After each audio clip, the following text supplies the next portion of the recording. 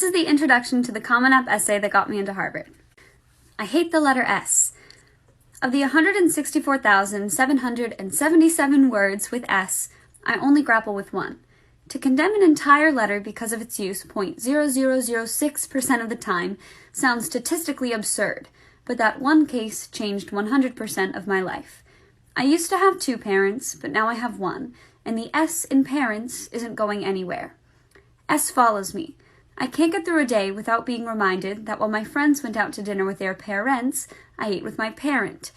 As I write this essay, there is a blue line under the word parent telling me to check my grammar.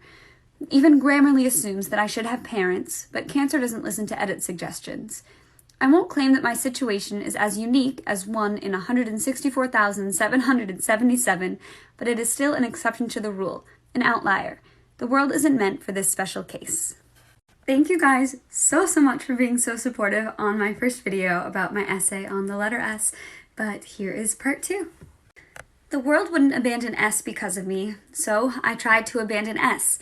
I could get away from S if I stayed busy. You can't have dinner with your parent, thanks again Grammarly, if you're too busy to have family dinner. Any spare time that I had, I filled. I became known as the busy kid, the one that everyone always asks, how do you have time?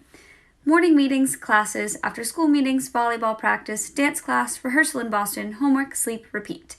Though my specific schedule has changed over time, the busyness has not.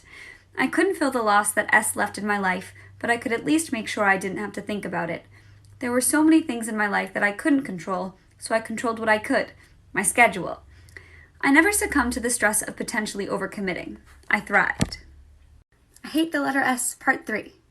It became a challenge to juggle it all, but I'd soon find a rhythm.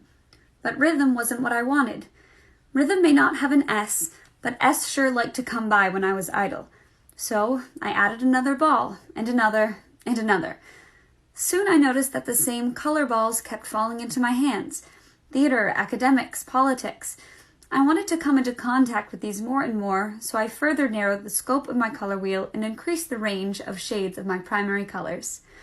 Life became easier to juggle, but for the first time, I didn't add another ball.